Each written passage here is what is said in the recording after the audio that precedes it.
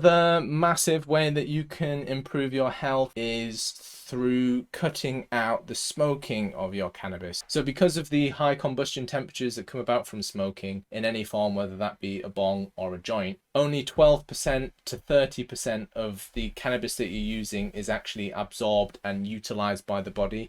The rest is destroyed. The majority of the constituents that you're inhaling are toxic elements, carcinogens. All you're doing is damaging your health by smoking. There are very few benefits to smoking, if any. So by using a vaporizer, you're absorbing 90% of those cannabinoids rather than destroying up to 90% of those cannabinoids. So you're avoiding all of the carcinogens, the stuff that causes cancer. Herbal vaporizers are a far safer way of consuming cannabis. If even though you are consuming cannabis safely, then with a vaporizer, you still need to be aware that molds might be present within the cannabis. There might be heavy metals within there, pesticides and other solvents. And this is going to help you reduce the harm associated with your cannabis consumption.